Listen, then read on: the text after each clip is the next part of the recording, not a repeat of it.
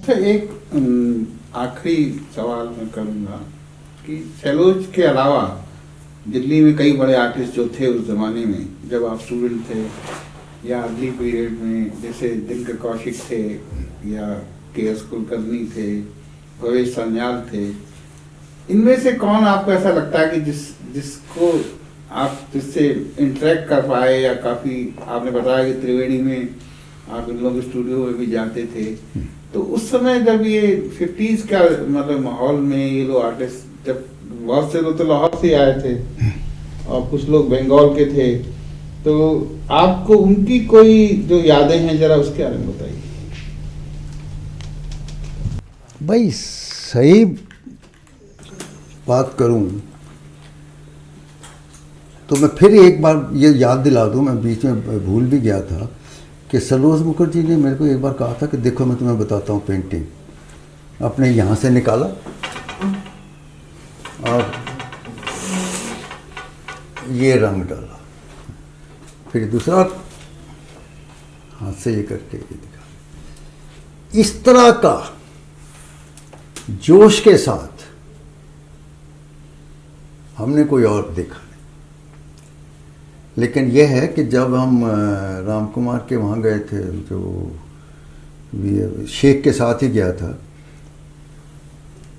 तो भी बड़ा अच्छा लगा था। दीवार के ऊपर ही कैनवस लगा रखी है और बरसाती में। गैतुंडे के खैर में स्टूडियो के अंदर तो ज़्यादा नहीं गया हूँ, पर कुलकर्णी साहब मैं आपको बताऊं, बहुत जैसे 2 बजे आए हैं कहीं से और 3 बजे कैनवस के आगे काम कर रहे हैं। ये मैंने देखा कि हम लोग आके फिर थोड़ा सा ज़रा सिगरेट पिया, ये किया, ज़रा वो करा, फिर चाय मंगवाएंगे, ये करेंगे, वो करेंगे, 3 बजे कैनवस के ऊपर लग जाते। और ये चीज़ मेरे फादर में भी थी। पंखा नहीं है, बिजली नहीं है, एक हाथ से ऐसे तौलिए से पसीना पूंछते थे, कई बार कागज़ के ऊपर गिर जाता था। इलस्ट्रेशन बना रहे हैं, फिर साफ करो। काम करने की जो थी कुलकर्णी साहब में, ये बहुत थी। अब देखिए, हैबर साहब जज थे नेशनल एग्जीबिशन के, और एक काइंड ऑफ स्टूडेंट थी त्रिवेणी में, एल्डरली अमेरिकन लेडी,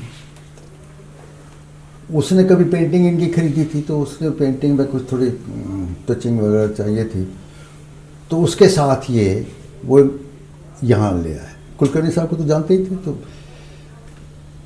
मैं बाद में आया, वो मेरी पेंटिंग दिखा रहे थे इनको, तो कहते देख भाई, अब you would be very surprise, I am liking your work, but I know that we have also rejected your work in the national. अच्छा, तो स्वामी तो शाम को मिलते थे, कहता तो पूछना था ना कि क्यों, फिर ऐसा क्यों होता है, ऐसे क्यों करते।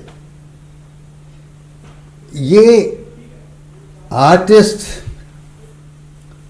पहले मेरे को बहुत बुरा लगता था कि ना कोई एथिक्स नहीं है, बिहेवियर में बहुत ही घटिया हो जाते हैं। गाली गलौज तो छोड़ो, पर मतलब कोई तहजीब। पहले मेरे को ये लगता था कि लोग कहते हैं जो कवि है, आर्ट है, ये तो बड़ा वो है। लेकिन फिर जब मैंने बात ये पिकासो के बारे में पढ़ो, मोज़ार्ट के बारे में पढ़ो, तो इनकी अपनी लाइफ में तो ये कोई ऐसे उस पर तो थे ही नहीं, कभी किसी ने कोई ऐसे बिहेवियर नहीं किया है कि वो तो बस आर्ट पे वो है। लिविंग जो प्रोसेस में, अब मोज़ार्ट इतने लोगों को, लेडीज़ को परेशान करता था तो रॉयल्टीज़ ने, मैंने पढ़ा है, रॉयल्टीज़ ने कहा, उसका जो मेजर ऑर्गेनाइज़र था कि sir what to this very embarrassing this. उसका जवाब क्या था, God has chosen a rascal to speak through his mouth, what can you do. तो ये बात सही है कि आपने, चाहे Picasso has behaved, there are number of books by feminist and everyone, not, but he has also created something which has opened the eyes of the whole world. सबसे अधिक उदाहरण तो सूजा का है इंडियन आर्ट में। हाँ। कि सूजा की पर्सनल लाइफ में कितनी वीमेंस की रिलेशनशिप्स प्रॉब्लम थी, लेकिन जो उसका, हाँ, उसका कंट्रीब्यूशन, जो कंट्रीब्यूशन है वो उसको, उसके साथ, वही मैं कह रहा हूँ कि असल में हमारे कुछ इसकी रिलेशन नहीं रखना चाहिए। और इसी तरह से ही जैसे हमारे जब प्रोटेस्ट की मूवमेंट हुई थी ना आर्ट में, ये 67-68 में, 68 या 71 पहला ट्रेनल होने उसके, तो बहुत पॉलिटिक्स हो गया था। ये कहा गया कि Swami and Krishna were the leaders, और मेरा सबको पता था कि स्वामी का बड़ा दोस्त है, क्लोज है। मुझे कहा कि आप पार्टिसिपेट करोगे तो हम अवार्ड दे दें।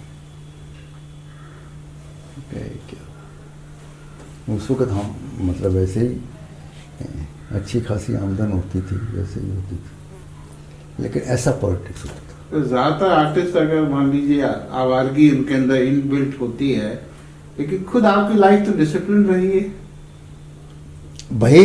हमने तो कहा ना कि मैंने तो 40-42 साल तो स्पेन के, नहीं 32 इसमें, 10 साल टीचिंग में, लेकिन टीचिंग के टाइम हम पढ़ते भी थे भाई। इतना टाइम हमने सिर्फ अपनी एक वो समझे।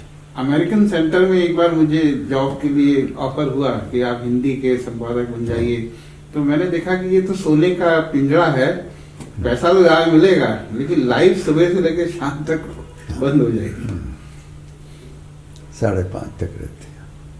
और फिर मेरा तो मतलब ये फील्ड नहीं था, तो इसलिए मेरे को जरा प्रिंटिंग देखनी, ये करनी, वो करनी, तो सब सीखना पड़ा। तो सब चीज़ों की प्राइस है। अच्छा, गढ़ी का एक और सवाल याद आया कि गढ़ी में भी आप कई साल रहकर काम कर चुके हैं, खासतौर पर स्पेन छोड़ने के बाद। तो गढ़ी का एटमॉस्फेयर उन दिनों तो अच्छा था, कुछ बचा हुआ था, हालांकि जो 70s में था वैसा तो एटमॉस्फेयर कभी दोबारा नहीं आया। तो उन दिनों की कोई अच्छी याद है या कोई इंटरेस्टिंग एनेक्डोट? या भाई गढ़ी जब मैं गया था तब तो कृष्ण भी था उस वक्त, तो 70 हिम्मत भी था 96 में। तो ये लोग तो बड़े, मतलब हिम्मत का स्टूडियो आपने भी देखा, हमने भी देखा हुआ है सबने। तो स्वामी का ही स्टूडियो था। स्वामी का ही था। एक्चुअली स्वामी मेरे से कह रहे थे कि जिन दिनों में नौकरी में था, जब जाने वाले थे ना, तो कहते कि तू वहाँ पर आ जा, हम उसके आधा करेंगे। मैंने कहा यार बात ये है कि मैं अब देखो 9 घंटे तो वहाँ लग जाते हैं, 5:30, उसके बाद अगर मैं गढ़ी गया तो ये मेरे बच्चे और फैमिली तो डिफेंस कॉलोनी में ऐसे रोने लग जाएंगे, मेरे पास टाइम ही कहाँ है। कहता देख ले फिर क्या। फिर मैं नहीं गया था, नहीं लिया। लेकिन ये मैंने सबसे कहा था कि भाई ये पाथी था शायद, कि मैं 95 दिसंबर में रिटायर हो रहा हूँ, 96 में मेरे को स्टूडियो दे दो। तो आपको शेयर करना पड़ता था किसी के साथ? नहीं, अकेला था। अकेला था। कितने तो साल? छोटे, मैं तो बहुत साल रहा। बाद में जब हम बड़े स्टूडियो में गए, जैसे ये हिम्मत वगैरह का था, उसमें शेयर किया था प्रेम सिंह के साथ। लेकिन मैंने ज्वाइन किया गढ़ी स्टूडियो, वो जो छोटे बने हुए थे ना, वो सिंगल थे। 96 सितंबर अक्टूबर से ही शुरू हुए थे। और फिर 2000 में हम इसमें आ गए, बड़े स्टूडियोज में, 2001 में।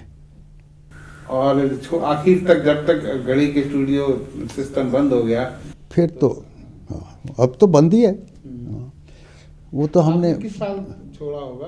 2015 2015 14 जब ये बंद हुए, उन्होंने कहा अब ये ख़त्म है, कहा छोड़ो फिर।